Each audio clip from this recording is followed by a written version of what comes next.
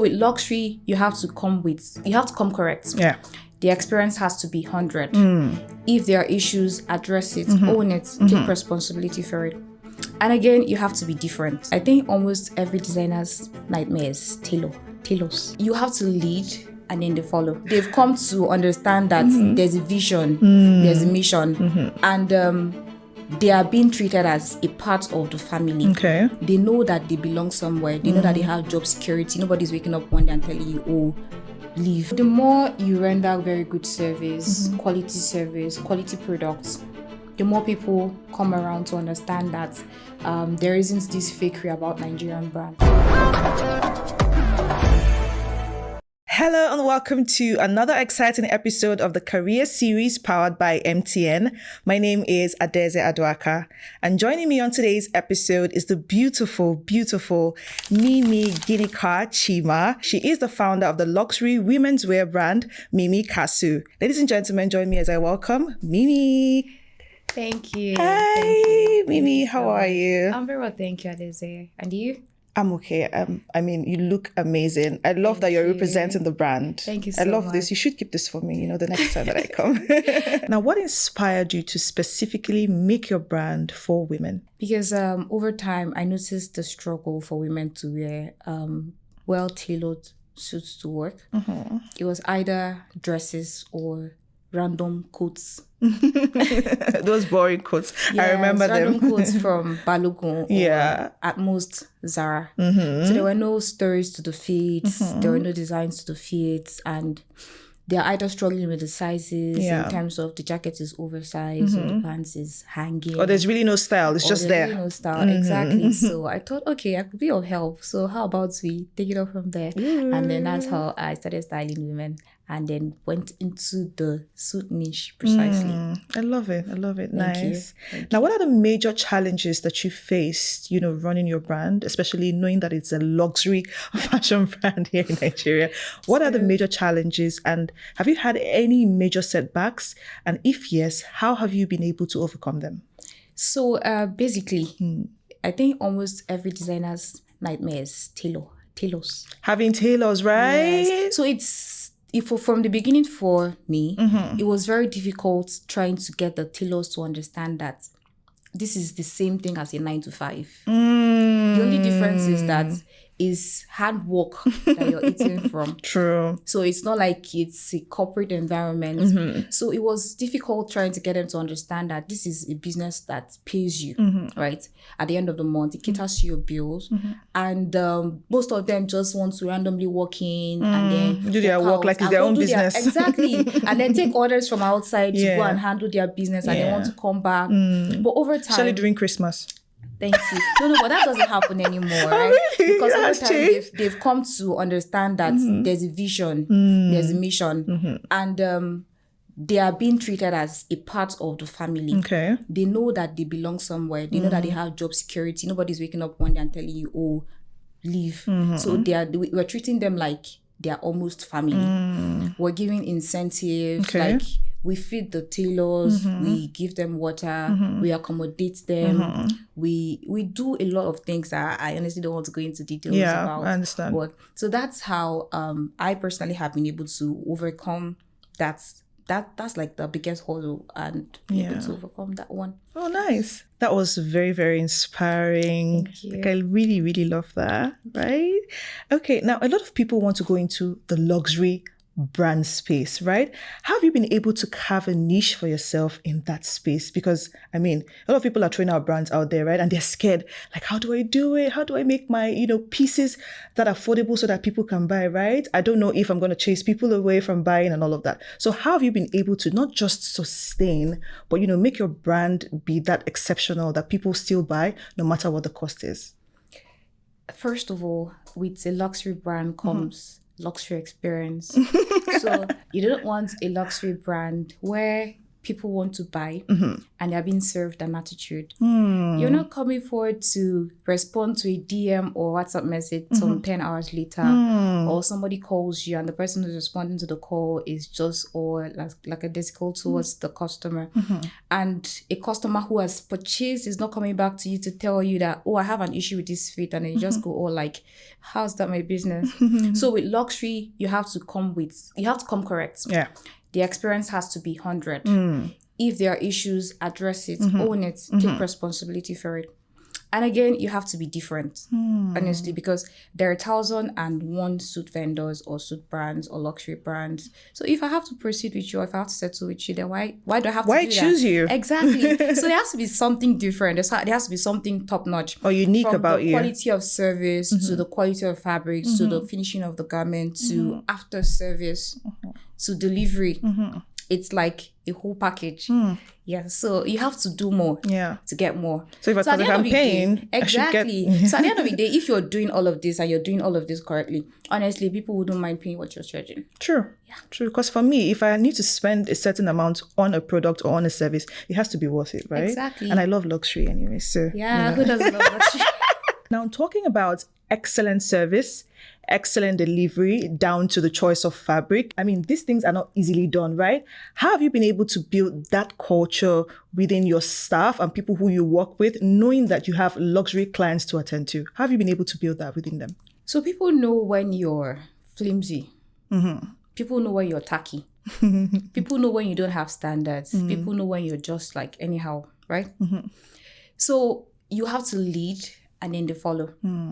First, you have to have a process and let them know what the process is and as much as imbibe it. So say, for example, the quality control person makes an error and then sends out a fit which isn't supposed to go out, right? You don't just be like, oh, it has gone out. Okay, that's fine. You don't do that. Right? Because then they'll do it again. There has to be, exactly. So there has to be like a penalty. Okay.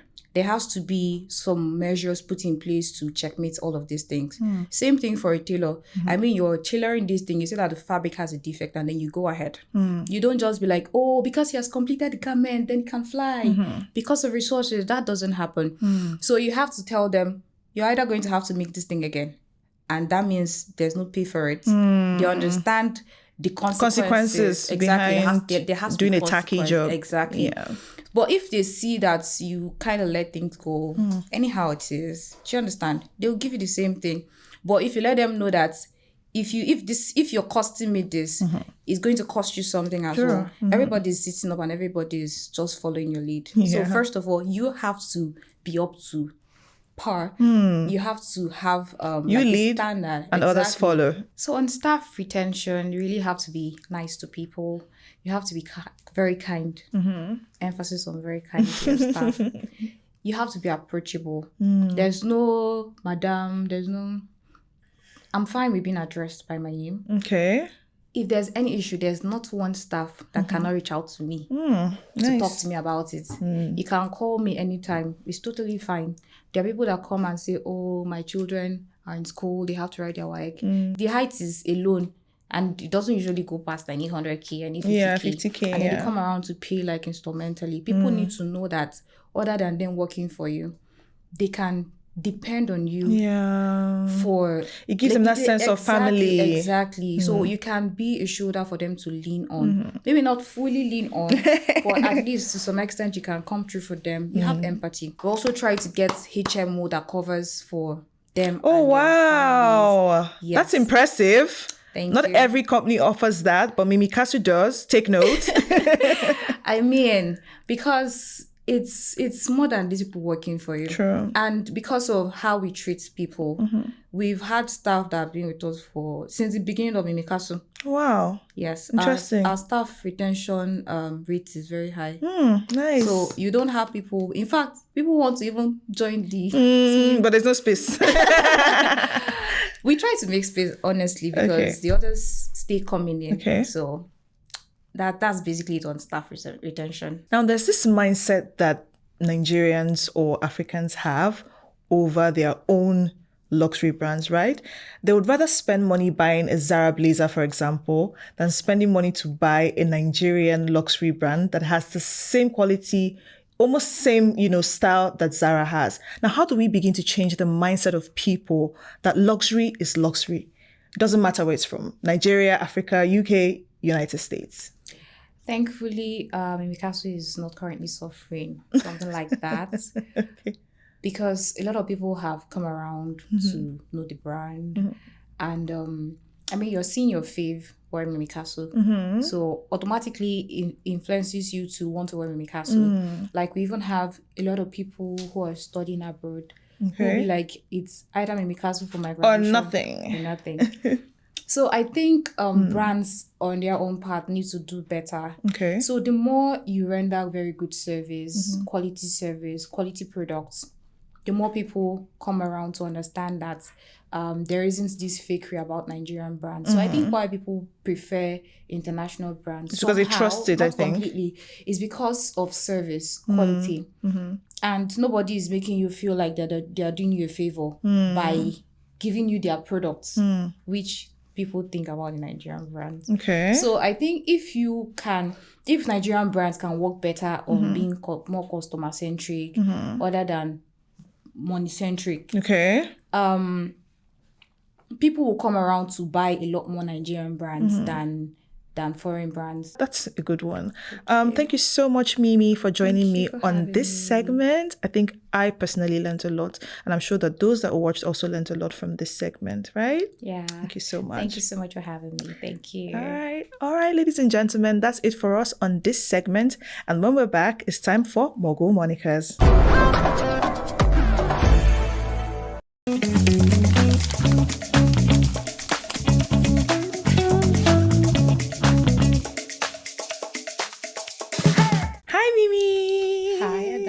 Hi. So this is the Mogul Monica segment, right? Okay. And in this segment, I get to describe famous entrepreneurs without dropping their names. And it's your job to give me their names correctly. Okay. Are you ready? Yeah, sure. Okay. Pick a number from 1 to 10. 7. 7. This person is a pioneer in space travel and exploration. Don't shake, don't fret. Okay. This person is the first person to step on the moon during a historic space mission. Elon Musk. Nope. Space. Think space. Yes. Moon. To step on the moon. Your time is ticking. Oh my God. I think I should know this person. Yes. Oh, it's very popular. Oh my God. Your time is up. Your time is up. The answer is Neil Armstrong. Do you ever think of, did the name come to your head at all? Okay, so that's the answer. Now, your second question, pick another number from 1 to 10. Number 1. Number 1, okay.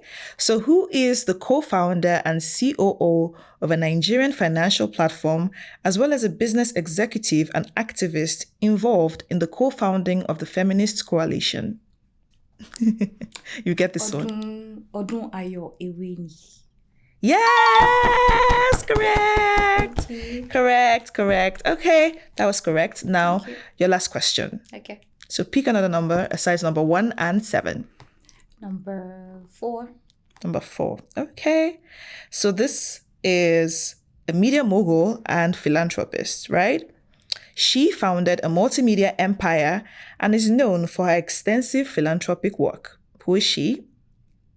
Media mogul. Yes. Is she Nigerian? No, think international. Oprah Winfrey? Oprah Winfrey, yay! So you got 2 answers correctly. That's quite interesting and impressive. Well done. Thank you.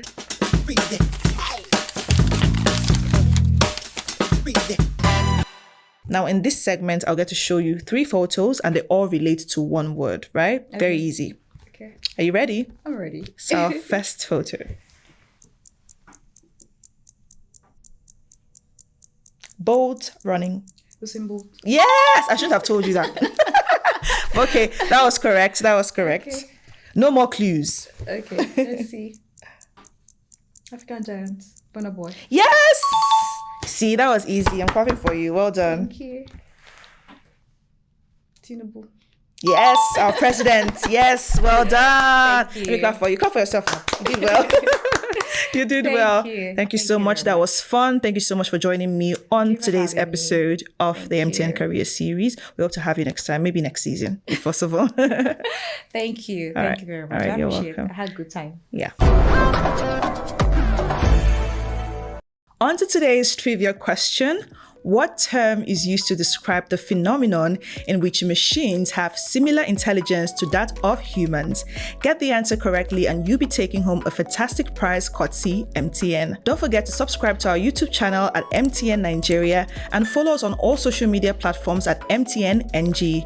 I'm your host, Adeze Aduaka. Until next time, do have a blessed day. Bye-bye.